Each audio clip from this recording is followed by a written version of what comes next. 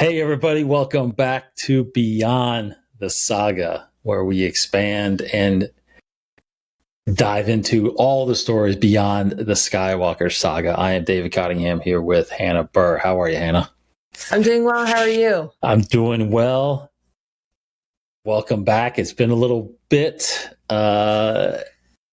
It's been a little bit for me, period, because we haven't actually done an Inside the Force either for a little while. Because for one, there's actually a little lack of news going on right now. We're waiting for a lot of information on some of these Disney Plus series that are coming, but we are still diving into these stories that we've gotten in the past, right? And on this episode, we are finishing the Vader series written by Kieron Gillen, and that is going to be volume 4, End of Games. Right? End of Games. This collects issues 20 through 25, and that finishes the series out. So again, this takes place between episode 4 and episode 5. Runs parallel with the Star Wars series. But this is the end. We've gone through 3 other volumes, but there was also somewhat of a 4th volume already too, because there was a Vader Down series that had that crossover that was involved in this too, right? So anyway, the last 6 issues, Hannah, overall impressions, what did you think about this storyline here? Well, definitely a fitting title. That's all I have to say. Yes. I think this really helps solidify a lot of things, and it helps set up the story for Empire. So I think it was a nice little end to this storyline. Mm-hmm. It helped create other storylines, which I know we'll talk about later. And then oddly enough, it seemed to have also planted a seed for something that we see in The Rise of Skywalker. So I think it really it has a hand in really connecting everything and ending this chapter of Vader and his inner turmoil and his outer turmoil of trying to survive Palpatine at the end of the day. Yes. Yeah, who would have thought, as we've gone through all these years since these movies came out, 40 years in a sense, that, between 4 and 5, you always get the sense that it was this never ending search for the rebels and possibly Luke Skywalker. And when, and we do discover in this series how he finds out it's Luke Skywalker. But as we've seen in the previous volume and in this volume, it's not all about the rebels. Like, there's other things going on in Vader's and Palpatine's relationship. And like you said, this is just another event that pushes that relationship to the brink, right? And in the middle of this is this Dr. Cylo, which we've mentioned him before, who ultimately becomes the bad guy, and I guess in this sense, right? But I thought what was interesting part about him, without spoiling anything, is that he was the one to help create Darth Vader, right? At the end of episode 3, we just see him getting put together by droids, but we learn in this that Dr. Cylo, was the one that was able to manufacture those parts and actually bring Anakin and keep him alive for the Emperor. So I thought that was an interesting twist in this thing. Oh, it definitely is, because that's something you don't expect. I mean, as you said, Revenge of the Sith, and I'm trying to remember, I think in the novelization, they don't even mention that either. No. So it shows that there are more pawns in this game. Mm-hmm. But then it makes you go, oh, well, maybe, because without spoiling too much, Palpatine tries to explain to Vader why things have been playing out as they've been playing out. Right. Yep. And it's definitely, knowing the Sith, it's definitely a manipulation of the truth. There's no doubt about it. But when you listen to what he's saying, you're thinking, that's pretty valid, because you definitely want this person on your side, especially if has knowledge of X, Y, and Z. You can't have that about. So it's just, but even Vader calls him out on it. Vader's like, yeah, right. I know. Right. Yeah. Oh, there's still apprentice and master. I don't get it, but I guess that's part of the game they play. So it's a twist. It's a nice twist, but it also shows, and I don't know if this is necessarily, if comforting's the right word, but it shows that Palpatine can't do it on his own. And I feel like in the original saga, it felt very much so like he was the one behind everything. He was doing everything. Yeah. And this kind of confirms he's still just a guy. You know, he's not, sure, he's powerful, but he's not all powerful. Right. He still has weaknesses. Yeah, and he needs Vader. He needs an apprentice. I mean, he needs somebody in that role to balance out that power and that need. And I think we mentioned this in the previous issues and stuff like that. But you know, Palpatine is very much as Emperor, he's very much still playing the victim in a sense. Like the galaxy doesn't know how evil and powerful this guy is. You know what I mean? They're still thinking that he's the guy that got taken over by the Jedi and deformed by the Jedi, and the Jedi were evil, and he's the good guy that is leading us to peace and all this stuff, right? But it's an incredible manipulation story that he has covered the entire galaxy in. So but he needs Vader to be that person, be that symbol of fear, and carry out that his vengeance, basically, that the Sith have, and the control that they want of the galaxy, right? Another thing I thought that was pretty neat was the creation of the Executor, right? The Super Star Destroyer that we see in the Empire Strikes Back finally. I thought that was pretty neat, huh? That was insane. Yeah. It was one of those things where you're just like, holy smokes.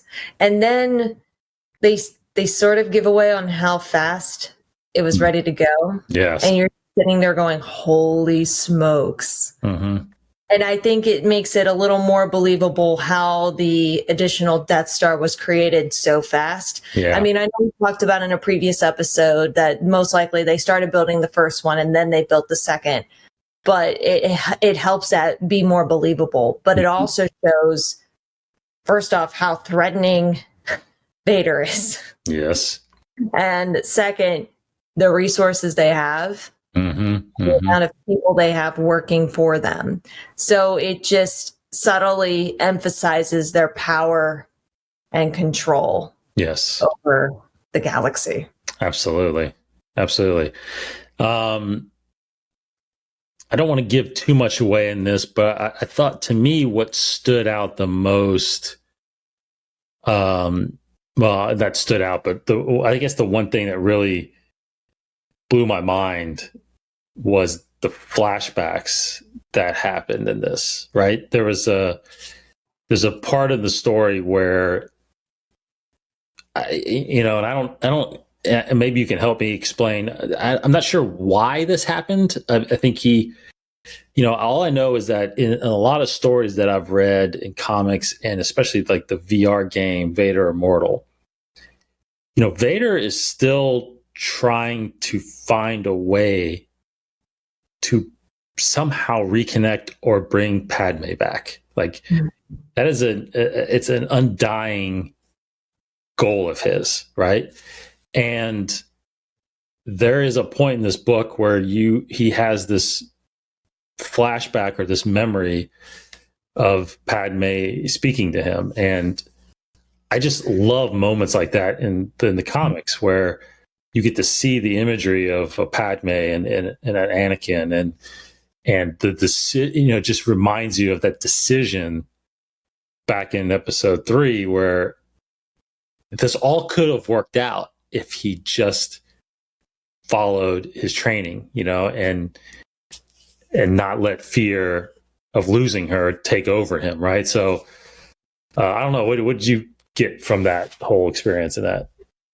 I personally, as we said over this whole series, I just think it's further confirmation of the inner turmoil within Anakin / Vader, and Anakin is truly dead.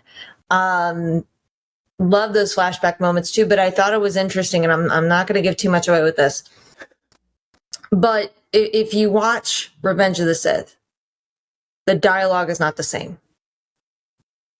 Right. The dialogue's different. So I think that just further confirms him trying to keep certain memories alive.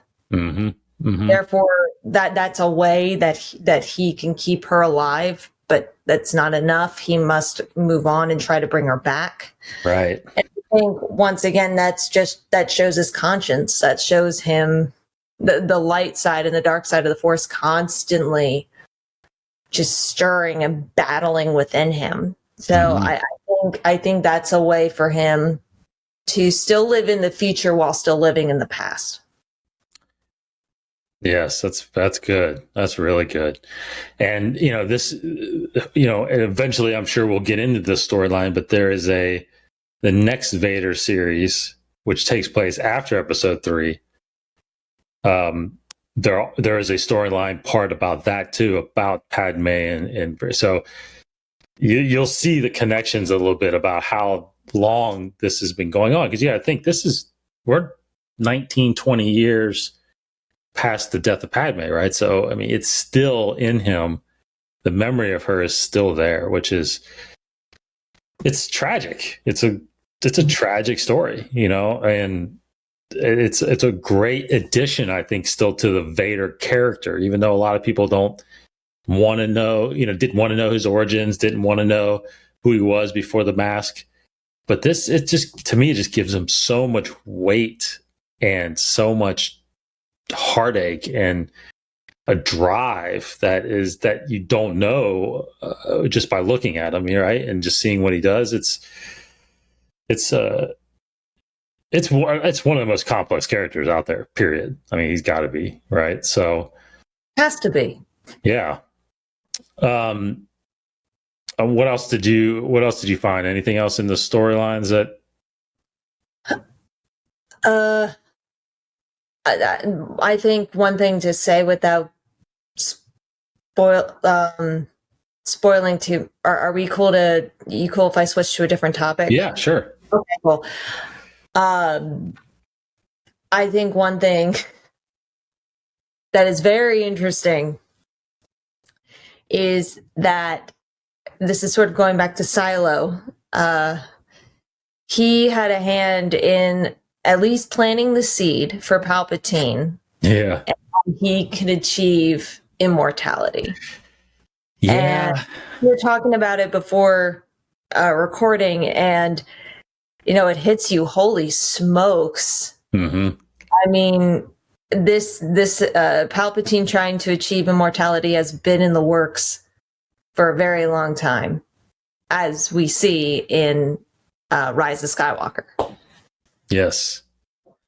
Yeah, I didn't, it's funny because I read this when it came out years ago, before Rise of Skywalker, obviously. And, I never thought really twice about that part of it. And reading it again, it's like, wow, yeah, this kind of looks familiar, and it's not, I'm sure, I guess it's not exactly the same because there's no like Sith involved, Sith, right? Whatever, Sith magic or whatever, dark arts or something like that. But but there is some realm of continuity there, and yeah, it's very interesting. So yeah, we don't want to spoil too much about it because it is part of the story. So, but it is interesting. It is interesting to see what Cylo has done, and surely the Emperor knows about it.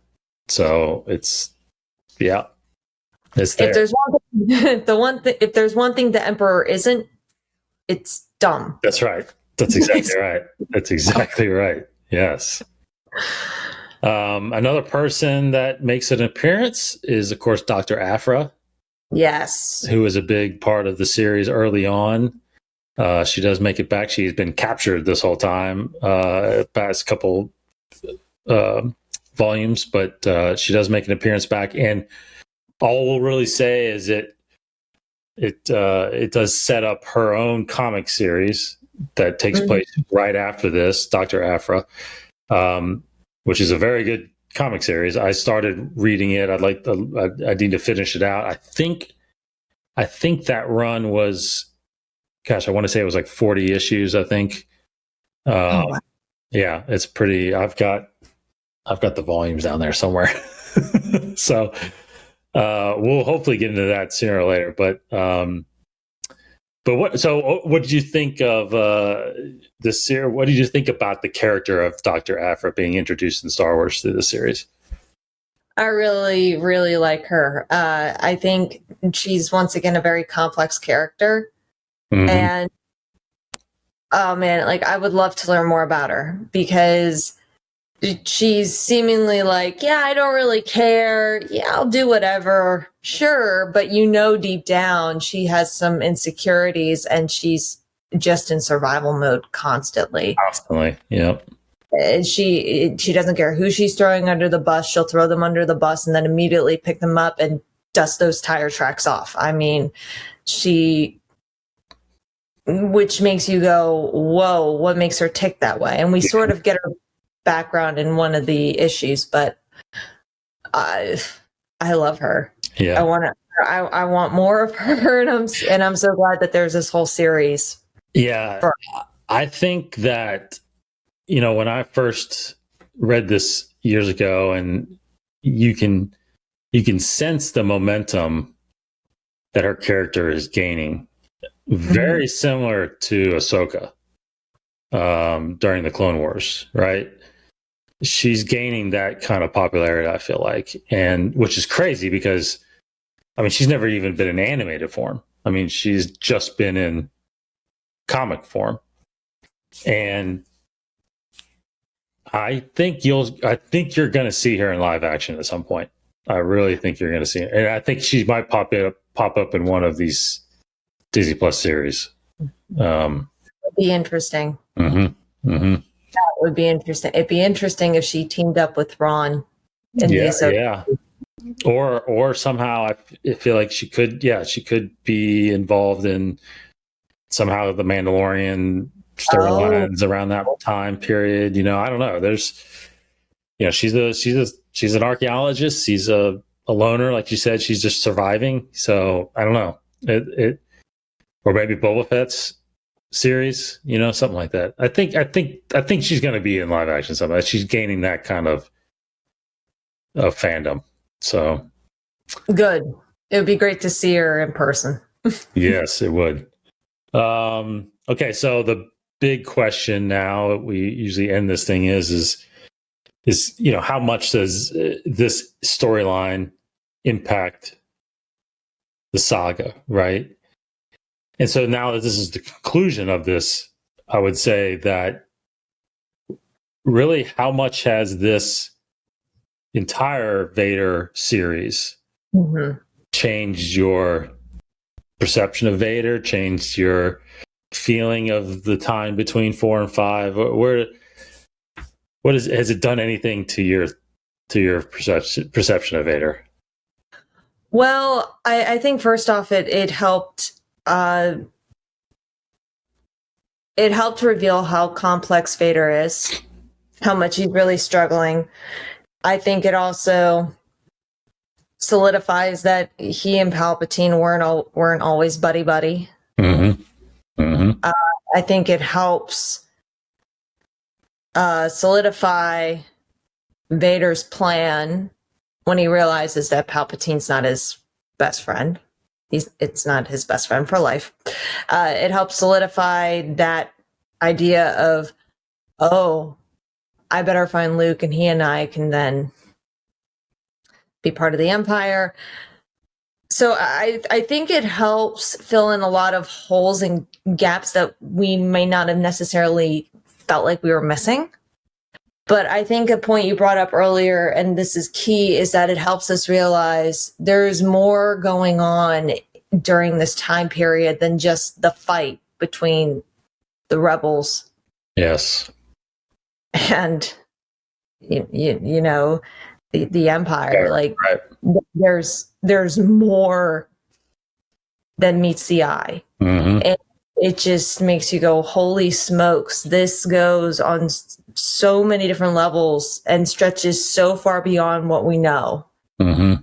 And I know that's more relevant also in Aftermath. Yes.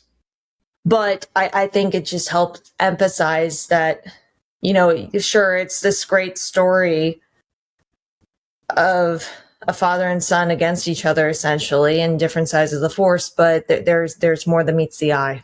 Mm-hmm. Mm-hmm. Yeah, I think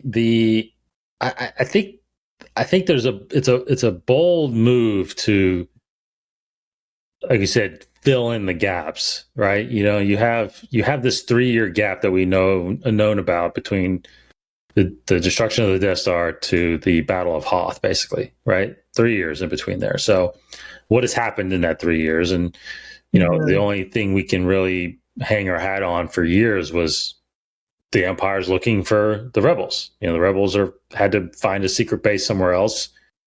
Basically what we got in the crawl of Empire Strikes Back, right, is all we kind of knew. But now with this series, and then of course again with the Star Wars series that runs parallel with it. Now the Star Wars series, that series goes 75 issues. Oh. And that does lead up to them finding Hoth, right? So you want to talk about filling in the gaps.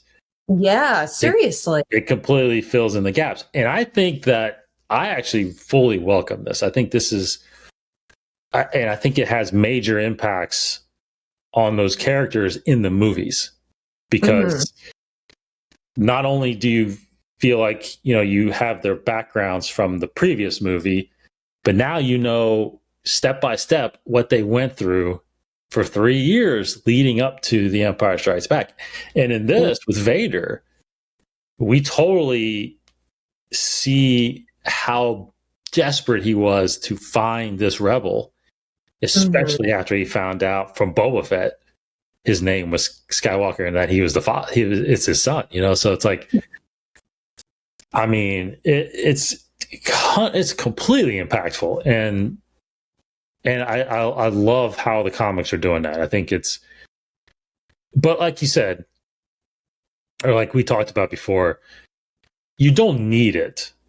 You don't need it. You can watch the movies and get it, but if you want just some more in-depth, discovery of these characters, then God, I can't praise these enough. You gotta read them. And look, you may not be totally invested in the storylines. You might not care about Cylo, you might not care about Aphra, but Vader and what he's trying to accomplish in this, it's definitely impactful on his character, I think. Absolutely. So, well, any last thoughts on this series? I mean, kind of piggybacking off of what you just said, is it needed? But if you definitely want to learn more about Vader, learn more about the turmoil and the journey and his personal journey and what he has to do to survive, you definitely want to check these out. Yes. So so the entire series, what's your rating out of 5 stars? What's your rating this entire comic series? I'll give it a 4. Is it perfect? No. Yeah. We give a lot of really cool tidbits. Yes. Are there huge action scenes, and do we really see how powerful Vader is? Heck yes. Yes. So yes. I think just because of how much more it helps create the reality of the situation. And sometimes it's very easy to forget that when watching the movies. Yeah. But it really emphasizes the threat and the power that the Empire truly, truly has. So I'll give it a 4 out of 5 just because of all of that.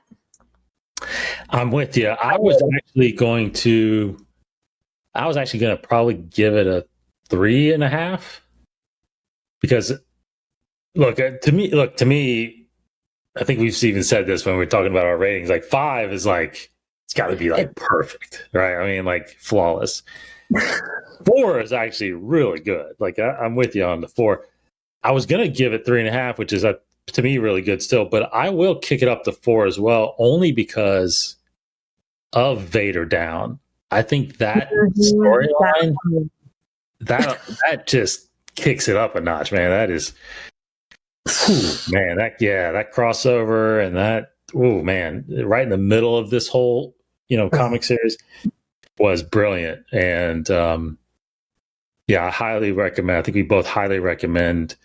If you want to dive more into Vader around this time, it's go get it. So, and I maybe I failed to mention this, but for those of you that are watching us on YouTube, in the descriptions down below, I'm leaving links to where you can actually go and buy these issues. So down below every one of the videos, you can get a link, and the link in this one that gets you to volume 5, and of course on Amazon, and of course all the other volumes are on there as well. So check them out, man, or get on any of your digital comic apps. They're all right there as well. So, all right. Thanks, Hannah. I hope you enjoyed diving into the Vader series. Absolutely. Yes, we've got more comic series to do as well as novels. Be back next time because our next episode, we are going to be continuing the Thrawn trilogy. And I gotta be careful because it's the first canon Thrawn trilogy. Yes. Because there's now 3 canon, or there's now 3 Thrawn trilogies. 1 Legends, 2 canon. So anyway, we're in the second book of the first canon Thrawn trilogy.